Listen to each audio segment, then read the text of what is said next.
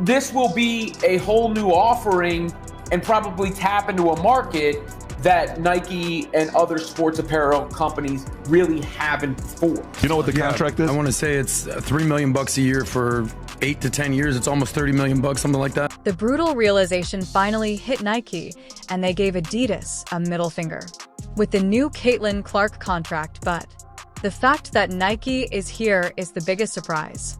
Not only securing Clark's confinement with a modified agreement, but they are also suing Adidas for sneaking in and messing up with their agreement. These leftists are idiots. Idiots. They're not about business. They're not about growing the WNBA. They're about diversity, equity, and inclusion.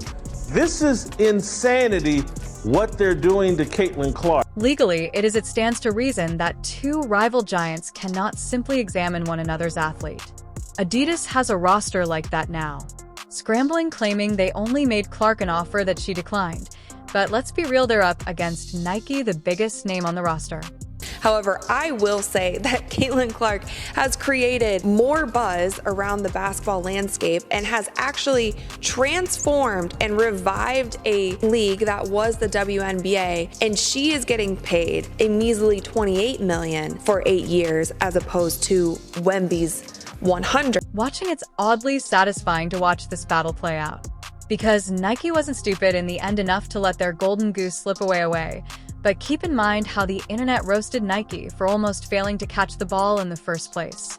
All of it has been an entertaining mess around WNBA season. It was announced that Caitlin Clark signed a massive endorsement deal with Nike. This deal was for 8 years, $28 million with a signature sneaker included. Now, at the time, a lot of us were almost feel sorry for him. Adidas made almost every effort to what Nike did was grab it right away. Forgot about, and truthfully, they nearly accomplished it, but this was not some random gossip you see flying around. Twitter either existed in real life or Adidas brought some serious heat with it through everything they had at Caitlin Clark, as though they were attempting to stage some sort of sneaker coup or something like that. Trembled because it wasn't just a passing thought. Deal, it was an entire takeover attempt. Adidas wasn't playing nice. They saw the opportunity and took it while Nike was caught napping. Nike struck absolute gold when they signed Caitlin Clark to an 8-year, $28 million endorsement deal. So why in the world? And with that, Nike has not done one thing to promote her. We have not seen any commercials. We have not seen any ads. We have not seen any Caitlin Clark merchandise. And we for sure as hell have not seen any Caitlin Clark signature. But Nike, this is where it gets even better. Already had Caitlin Clark firmly committed. But rather than treating her like she is the basketball goddess, they managed to ruin everything. They promised her a new line of signature shoes is about to launch. However, in true Nike fashion, in 2024, they messed up the rollout. We might not get a signature shoe from Caitlin until 2026 or 2027. I didn't mean for this video to turn into a rant, but this is just another example about how people have fumbled the gift that is not merely a no. They did not push the either release until at least 2026. That's more than just a delay in 2027. It's a complete breach of the contract in capital letters. How do you get that be wrong? The praise, the commercials, the ads, the like all of the things that she should have gotten during this rookie season. Nike hasn't produced one ad or commercial featuring Clark since she turned pro, and despite a signature shoe being part of Nike's agreement with Clark. So in conversations with people in the know, it indeed has something to do with the WNBA MVP and Nike athlete, A'ja Wilson.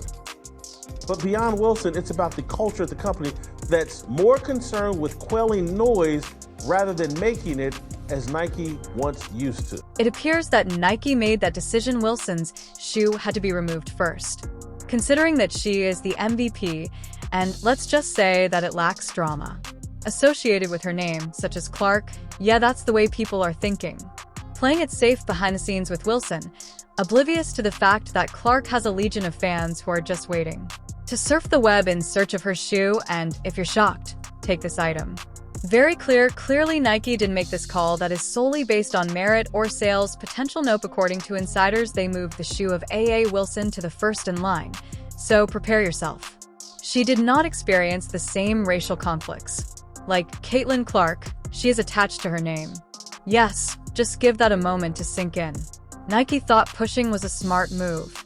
Despite her massive, Clark's shoe back all as a result of a media-driven narrative talk about playing it safe in the most absurd manner imaginable. Shoe, I would wear. Adidas, on the other hand, wasn't sitting around while Nike made mistakes. Caitlin Clark's shoe deal the moment they observed Adidas dragging their feet, smoothly entered and laid out a substantial offer on the table for Clark's increased wealth, greater benefits, essentially everything Nike should have done from the start. But didn't Adidas saw their golden chance and didn't waste a single second making their move. Currently the best player in the WNBA? Yes. Is Caitlin Clark currently the face of the WNBA? Yes. Do I think if A'ja Wilson dropped a shoe and Caitlin Clark dropped a shoe today at the very same time, that Caitlin Clark would outsell A'ja's shoe by 100 times? However, Adidas really flexed its muscles here. Clark was given creative control over her own marketing plan. Yes, even though Nike remained confined to their corporate red tape, Adidas offered everything Clark the kind of freedom that athletes almost never comprehend, that this was not merely a Clark who was being given was wearing shoes.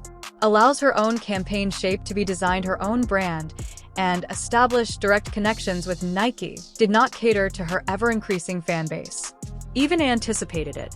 The hype that Caitlin Clark had going into this season, we will not see that again. She came off of playing in a national championship game that had over 20 million people. After that, the shoe's release date is listed. Remember, Nike's persistent promotion of Clark's signature shoe continues to advance the future from 2024 to 2025, maybe even. In 2026, Adidas did not participate. They promised her a faster game release date, so that her fans would not have to endure a century-long wait for their hands on her Adidas sneakers. Understood one simple fact: Clark's fans weren't going to sit around forever. They were ready to drop her shoe ASAP, while Nike continued to move papers in an effort to devise a plan for the launch. She deserves it! She deserves it! Meanwhile, Nike, they were in complete panic. They were aware that they were looking at a PR disaster if Clark decided to take us. Explain why. Since in a head-to-head shoe launch between Clark and A'ja Wilson, Clark would use her Clarks to wipe the floor. Nike's fan base was unparalleled. Knew that if both shoes dropped at the Clarks would sell out at the same time in a heartbeat, leaving Wilson's gathering dust. Nike could not afford to allow happen, and all of a sudden they scrambled. What did Nike do to save? They entered trying to enter full damage control mode, desperate to bring the original back to life contract they'd neglected. After months of putting Clark on the sidelines, they attempted to bring her show launch home back on track for a release in 2024, the same date that they originally promised her, but then abruptly abandoned. They were 100% committed to bringing her shoe to market as soon as possible, because they were aware of if Adidas won her over, it would be a catastrophe for them. Despite winning unanimous WNBA Rookie of the Year, they've got no plans for a Caitlin Clark shoe. Why not? Well, the official reason from Nike is an obvious lie. What are they hiding? Is sports losing popularity? No, Adidas has done pretty well over that time despite ending their partnership. However, let's be honest for a moment. It was insufficient, and too late. Nike had already fumbled the bag, attracting Clark's admirers. Didn't particularly like the way she'd been treated. The disappointment was real. Fans had watched as Nike's sideline Clark used to push Wilson, and now he works for Adidas. Nike appeared to be looking more like the villain in this story. It wasn't just about sneakers anymore. It was about respect, loyalty, and the manner in which Nike handled their rising star behind the scenes.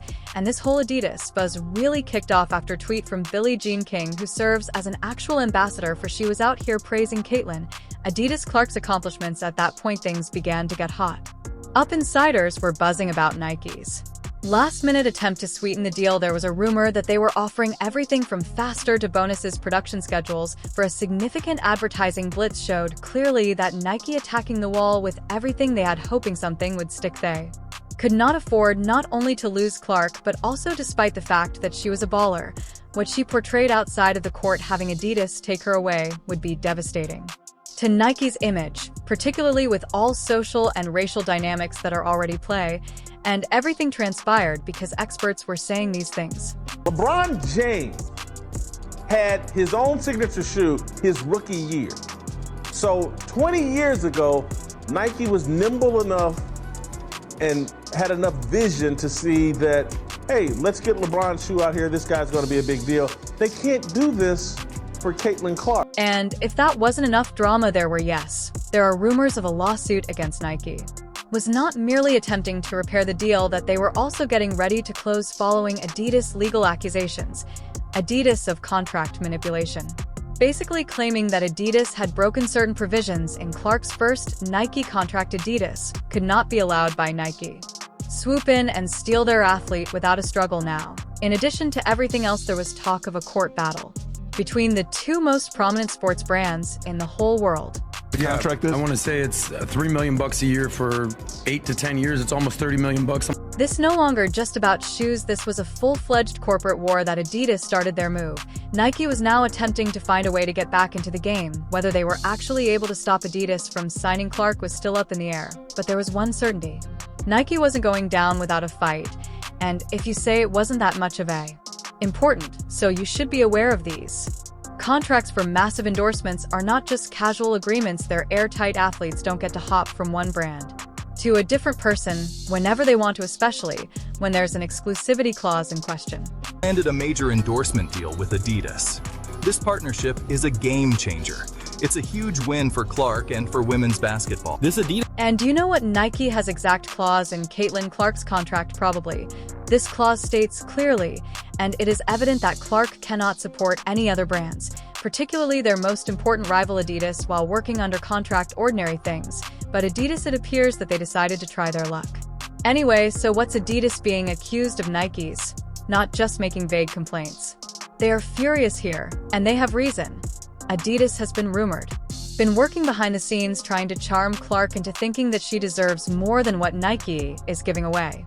Adidas may even be suggested by some whispers have thrown in a few extra perks under the table to entice her to the certain sports war game is cutthroat, but this time Nike says Adidas crossed a line.